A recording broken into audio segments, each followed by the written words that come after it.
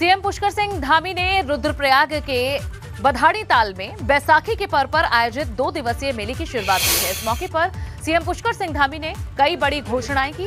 CM ने कहा कि ये सभी घोषणाएं जल्द ही धरातल पर भी उतरेंगी। बरसी बधाड़ी मोटर मार्ग को हॉट मिक्स करने का उन्होंने कहा है। मैं इसकी घोषणा करता हूं कि इसको जो है बनाया जाएगा और साथ ही राजकीय इंटर कॉलेज भीरी को शहीद मुरलीधर सेमवाल के नाम से करने की भी मैं घोषणा करता हूं। साथ में ये जो हमारा जुरानी भेदसेन से ब्यूंग होते हुए कुरसेला बैकंडा तक नया मोटर मार्ग है, इसकी इन्होंने स्वीकृति की बात की है। इसको भी स्वीकृति के लिए आगे बढ़ाया जाएगा। साथ में जावरी मोहनखाल मोटर मार्ग को शहीद फतेह सिंह के नाम के रखने की भी मैं घोषणा करता हूं। वहीं सीएम पुष्कर सिंह धामी कहां से चुनाव लड़ेंगे, इसकी घोषणा भाजपा जल्द करने जा रही है। राष्ट्रीय संगठन महासचिव बीएस संतोष उत्तराखंड जाएंगे, जिसमें इस पर चर्चा होगी। चर्चा है कि सीएम धामी कपकोट या फिर डीडी हाट सीट से चुनाव लड़ सकते हैं।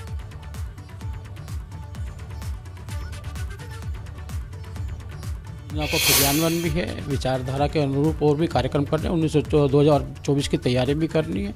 साथ साथ लाभकारी जो पद हैं उनके बारे में चर्चा होगी और संगठन को और कैसे आगे बढ़ाया जा सकता है। हम जो हमने मैनिफेस्टो में कहा है, संकल्प पत्र में कहा है, उसको पूरा करने के लिए एक भी बैठक रखी जाएगी जो आगे बढ़ाया जाएगा उसको। सर, मुख्यमंत्री को भी उपचुनाव लड़ना है तो क्या सीट को लेकर के भी चर्चा होगी कि कौन सी सीट उचित रहेगी जहां से मुख्यमंत्री को उपचुनाव लड़ाया जाए? अभी ऐसा है नहीं, लेकिन हो सकता है ये चर्चा हो। सर, क्या बीजेपी के ही किसी विधायक की सीट खाली करा के मुख्यमंत्री को लड़ाया जाएगा या फिर कोई अन्य विकल्प पर भी विचार हो रहा है? सारे विकल्प खुले हुए हैं, जहाँ भी उपयुक्त होगा वहाँ पर चुनाव लड़ाएंगे। विधानसभा चुनाव संपन्न होते ही कांग्रेस में दरार पड़ती नजर आ रही है। ये दरार दरअसल कांग्रेस के उन नेताओं के बीच में है जो हाईकमान के फैसले से नाराज चल रहे हैं। ऐसे में बड़ा सवाल ये है कि पहाड़ पर अपनी सियासी जमीन खोती जा रही कांग्रेस के खेवनहार कौन होंगे? कम से कम संतुलन तो रखना चाहिए था। भाई गढ़वाल भी तो है, गढ़वाल के अंदर भी तो कम से कम नहीं तो मेरे ख्याल से 32-33 सीटें हैं।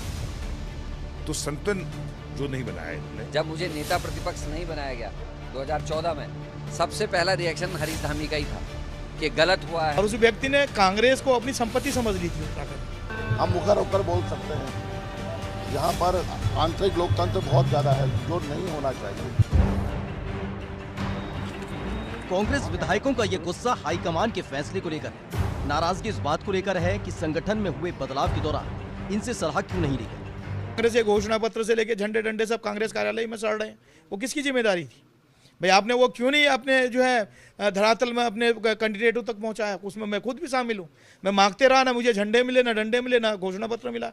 यहाँ तक कि घोषणा पत्र का व्हाट्सएप तक हमको नहीं किया गया। जब आए थे हाईकमांड के लोग, समीक्षा बैठक ली इन लोगों ने, इस बात पे किसी की चर्चा नहीं हुई।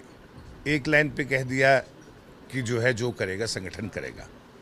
ठीक है, जो संगठन करेगा, लेकिन राय मशवरा भी होना चाहिए था। लोगों से पूछना चाहिए था, अलग अलग पूछना चाहिए था, भाई किसको सीएलपी बनाना है, किसको अध्यक्ष बनाना है, किसको वो करना है। लेकिन इन्होंने इस बात पे कोई भी किसी बात की चर्चा नहीं। हरीश धामी हो या फिर मदन वेस्ट, ऐसे कई नेता हैं जो खोलकर नाराजगी जता रहे हैं, मगर कांग्रेस के मुखिया कह रहे हैं कि सब कुछ ठीक है। नहीं, मेरे पास उनका कोई प्रतिवेदन है। मेरे उनके, आप लोगों ने मुझे और उसको सदन में देखा, हम बिल्कुल साथ साथ रहते थे और मैं उनके बहुत क्लोज हूँ। अगर कोई नाराज़गी होती तो मुझसे सबसे पहले मुझको लगता है कहते। हाँ, किसी फॉलोवर ने या उनके किसी अनुयायी ने इस बात पे कि मेरे साथियों को भी लगता है कि सबसे योग्य मैं था। लेकिन सभी मान्य, अधिकांश मान्य विधायक मैंने उनसे संपर्क किया है, उनसे दूरभाष पर बात की है, उनसे मैंने व्यक्ति रूप से भी मुलाकात हुई है। आज भी सुबह मुलाकात हुई, लगातार मुलाकात का सिलसिला है वो बना हुआ है। आपसे नाराजगी तो नहीं है? अधिकतर की हमने बात की है। नहीं, मुझसे नाराजगी नहीं। देखिए, मैं उनका आभारी हूँ, लेकिन व्यक्ति नहीं पार्टी प्रमुख है, व्यक्ति नहीं पार्टी प्रमुख। अभी कुछ रोज पहले ही हाईकमान ने कांग्रेस संगठन में बड़ा बदलाव किया है, मगर हाईकमान के फैसले को कई विधायक पचा नहीं पा रहे हैं। नाराजगी इस कदर है कि कुछ विधायक तो पार्टी को छोड़ने तक की धमकी दे रहे हैं। एबीपी गंगा के लिए देहरादून से रवि केंद्राई।